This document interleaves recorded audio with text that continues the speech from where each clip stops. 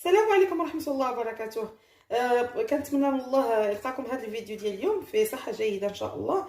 اليوم جيت نتقاسم معكم ونحضر معكم واحد الشهيوه ديال الرغيف معمرين اللي كيجيو اكثر من رائع البنات.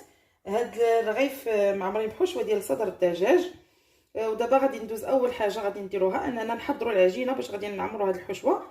عندي هنايا 500 غرام ديال الدقيق الابيض، يعني نص كيلو ديال الدقيق الفورسي، يعني ما يعادل 500 غرام. عندي واحد نحتاج واحد 2 معالق كبار ديال زيت المائده. عندي هنايا واحد المعلقه كبيره ديال الخل الابيض، وعندي هنا واحد المعلقه للتنسيم. غادي نحتاج واحد المعلقه صغيره ديال الموطار وشويه ديال الملح. عندي هنا معلقه صغيره ديال سكر حبيبات ونص ساشيه ديال خميره الكيماويه بيكنج باودر، وعندي المدافي. دابا غندوز في هذا الاناء هذا اللي وضعت فيه الدقيق من بعد ما غربلته 500 غرام. كنضيف ليه قليل من الملح، حيت هادو عندنا مملحات. نحاولوا نقادو. نضيف واحد شويه ديال واحد معلقه صغيره ديال سكر حبيبات. صافي. دابا غادي ندوز غنضيف معلقه صغيره ديال الموطارد،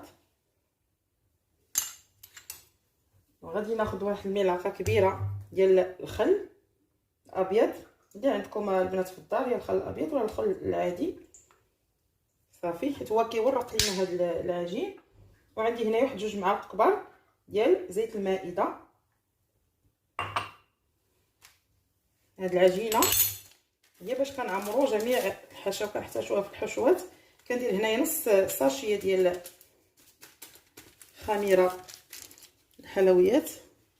صافي. دابا غادي ندوز باش نجمع جميع المكونات. بسم الله.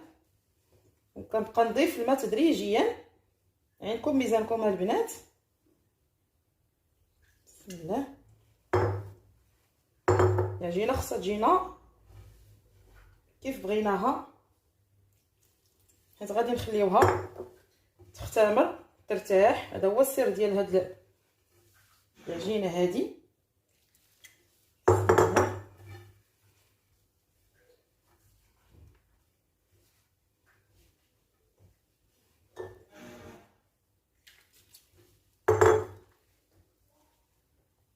هانتوما من بعد ما جمعت العجينه ديالي ندلكها واحد شويه على هذا الشكل هذا. حاولوا ندلكوها. اللي عنده العجانه يقدر يستعملها، انا ما استعملتهاش. كنفضل انني باش نشوف العجينه، باش ما ندوزش ليها الماء ولا باش تجيني كيف بغيتها. صافي. عندي كميه ديال نص كيلو، ما نحتاجش نستعمل العجانه. على هذا الشكل كنخدموها شويه كندلكوها. علاش هادشي؟ باش تجينا مورقه سهله في الخدمه. صافي. كي كتشوفوا ها هي العجينه ديالنا. دابا من بعد ما دلكتها غادي نخليها ترتاح. غنغطيها بواحد بابي سلوفان ونخليها ترتاح على ما نوجد الحشوه ديالنا. صافي. دابا غندوزو نوجدو الحشوه ديالنا ديال هاد الرغيف. كنوضع واحد نصف كاس ديال الزيت مخلطه ما بين زيت المائده وزيت الزيتون، واحد نصف ديال الكاس. صافي. كنضيف معاهم واحد 2 دروس ديال الثومه مدقوقين. صافي. وهنايا خديت واحد 2 حبات ديال البصله، 2 حبات البصل مفرومه متوسطه الحجم متوسط. كنحاول نهبط هذه البصله هي الاولى في هذا الزيت الثومه.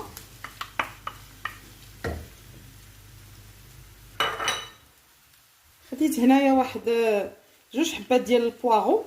كي كتعرفوا الكرات كلش كيقول ليه هذا البواغو اللي كنديروه في الشوربه ديالنا وتنطيبوا به حتى هو كيعطي واحد اللذه اللي هي جميله يا البنات. تنزيدوهم من بعد ما غسلناهم مزيان. كتعرفوا البواغو تيكون عامر بالتراب وسميتو، لا بدا خصنا نغسلوه بشويه ديال الخل اولا شويه الملحه. غسلته وحليت ليه دوك العريشات ديالو. صافي. وتنحاولوا نهبطوا هاد البصله والبواغو مزيان هاد الباغو تيتواسى مع صدر الدجاج، كيعطينا كيعطيه واحد النسمه اللي هي جميله. صافي كنخليو هاد المكونات ديالنا تطيح لينا هاد البصله والباغو في هاد الزيت هادي، عاد باش غادي نزيدو صدر الدجاج وباقي المكونات. من بعد ما صافي ها هي البصله ديالنا بعد ما تحضرت مزيان، ها هو الباغو ونشفو شويه من الماء. بعد ما تحمرات شويه كنزيد دابا صدر الدجاج، ها هو من بعد ما غسلته مزيان ونقيته. نتوما شوفوا شحال الكميه غادي يكفيكم على حسب شحال ديال الرغيف غديروا. انا درت صدر كامل ديال دجاجه كبيره، بعد ما غسلتها مزيان وخليتها تسقطر وقطعتها على هاد الطريقه هادي شكل ديال الشاورما. صافي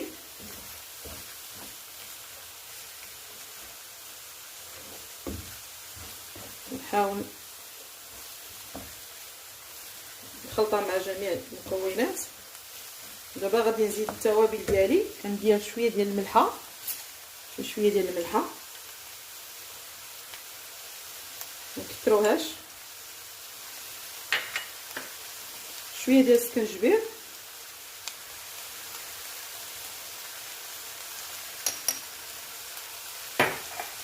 القليل من الفلفل، قليل من الفلفل الاسود،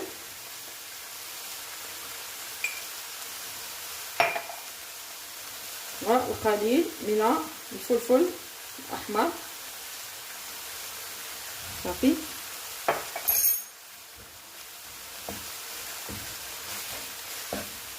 نخلطوا جميع العناصر.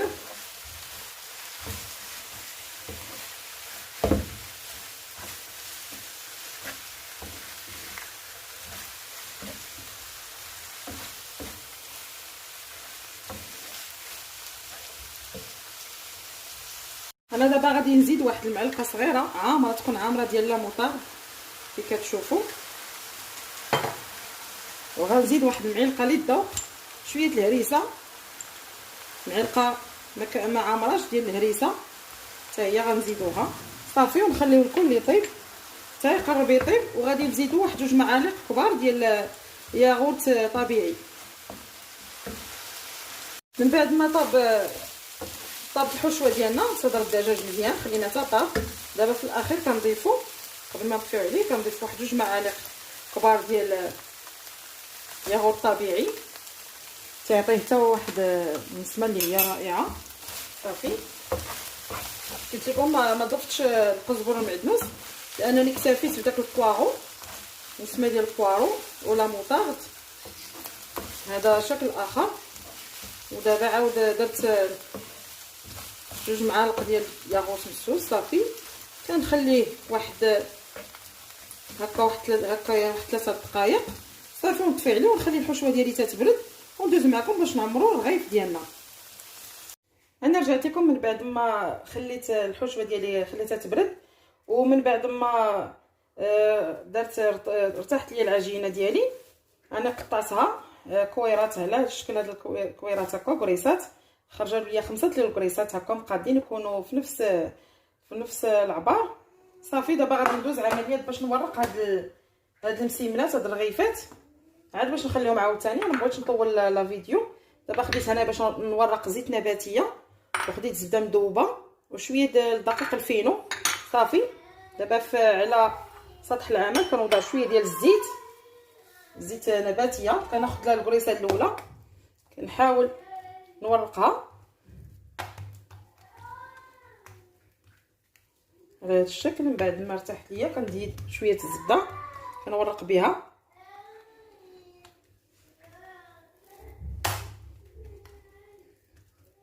هانتوما كي كتشوفوا بعد ما ورقت هكا المسمنه ديالي ورقتها مزيان بالزبده. صافي كنرشوا بشويه ديال الفينو، دقيق الفينو، غير واحد القليل من دقيق الفينو، وتنطويها طويه عاديه بحال ديال المسمن عادي كي كتشوفوا. وحنا دائما كنستعينوا بالزبده وشويه ديال دقيق الفينو. صافي غادي نديرها هكا عاديه وغنخليهم عاوتاني يرتاحوا.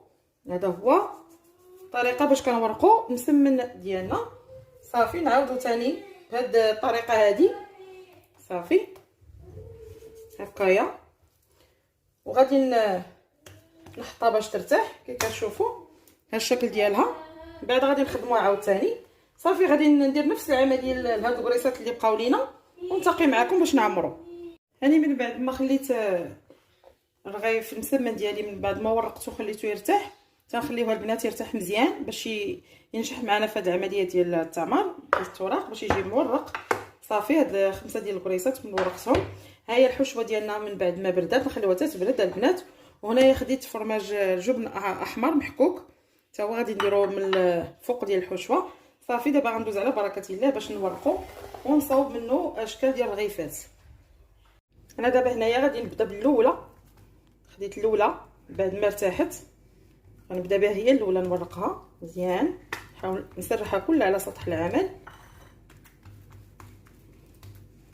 تكون قاده. نرقوها شويه. هاد الوحيده غتخرج لينا تقريبا اما 6 اما 4 على حسب التوراق. نشوفوا شحال غادي تخرج لينا. كلما ارتاحت العجينه كلما تتنجح معنا العمليه ديال كيسهل علينا.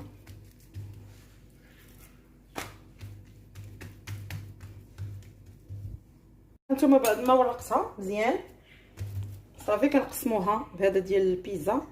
بسم الله كنقسموها على 4 ديال الرغيفات بهذا الشكل هذا. صافي دابا كنبدا الاولى باش نوريكم كيفاش غادي نعمرو والشكل ديالها. نتوما لكم الاختيار على اش من شكل بغيتو كله كيفاش كدي. ونعاودو نسرحو هكا، حنا تنكملو نسرحو. صافي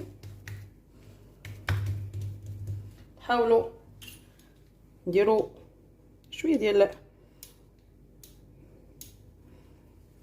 هدا بحال هكا، نديروا شويه ديال الخطوط هنايا باش ملي جينا نعمر الحشوه ديالي نوضع الحشوه ديالي هنا. نحاول نقادها بحال هكا.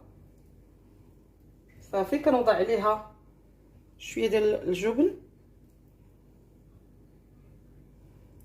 نوضع عليها قليل من الجبن ونحاول نجمع عليها الجوانب باش ما تخرجش ليا الحشوه هكايا. صافي ونقلبها على هذا الشكل هذا. غتجي على شكل سيجار اولا على حسب كي كتشوفوا هكا الشكل ديالها. انا غادي نزيد معكم الثانيه.